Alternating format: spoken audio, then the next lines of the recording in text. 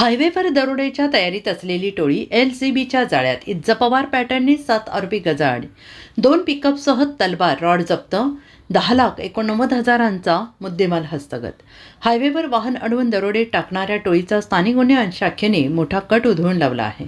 Police अधीक्षक श्रीमती रितू खोकर आणि upper police अधीक्षक श्रीमती शफकत आमना यांच्या मार्गदर्शनाखाली स्थानिक गुन्हे शाखेचे पोलीस निरीक्षक विनोद इज्जपवार यांच्या नेतृत्वाखाली पथकाने 7 सराईत आरोपींना दरोडा टाकण्याच्या तयारीत असतानाच गजाआड केले.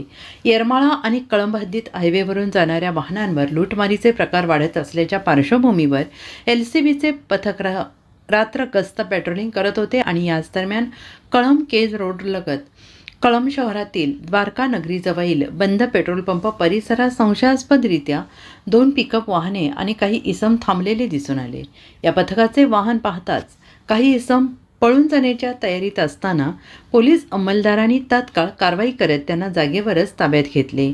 सखोल चौकशीनंतर आरोपींनी आपली नावे चंदर भास्कर काळे वय वर्ष 35, सुभाष हरी भास्कर काळे वय वर्ष 37, श्यामसुंदर बिभीषण काळे वय वर्ष 34, तिघे राहणार कान्हेरवाडी पाटी तालुका कळंब, नवनाथ अनिल शिंदे, राहुल अनिल शिंदे राहणार लक्ष्मी पारदी पिढी तेरखेडा तालुका वाशी, बालाजी माणिक काळे वय वर्ष 39 राहणार शिराढोण आणि दत्ता हिरा पवार वय वर्ष 34 राहणार लोहमट्टा पूर्व तालुका कळंब अशी सांगितली आहेत. पंचांसमक्ष तपासणी दरम्यान 2 पिकअप वाहनातून लोखंडी धारदार तलवार, स्टील रॉड, 4 मोबाईल असं दरोड्यासाठीचं साहित्य मिळून आले.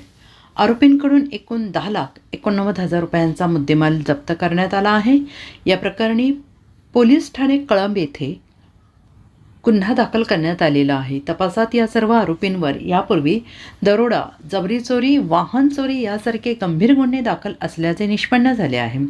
ही धडक कारवाई पोलीस निरीक्षक विनोद इज्जपवार यांच्या नेतृत्वाखाली सहाय्यक पोलीस निरीक्षक सचिन खटके तसेच पोलीस अंमलदार विनोद जानराव, नितीन जाधवर, बबन जाधवर, अमोल निंबाळकर, दयानंद गादेकर, बळीराम शिंदे, अशोक ढगारे, पुष्कळ मुंगळे, चालक पोलीस हवालदार मेहबूब अरब, प्रकाश बोईनवाड यांच्यासह पथकाने यशस्वीपणे पार पाडली.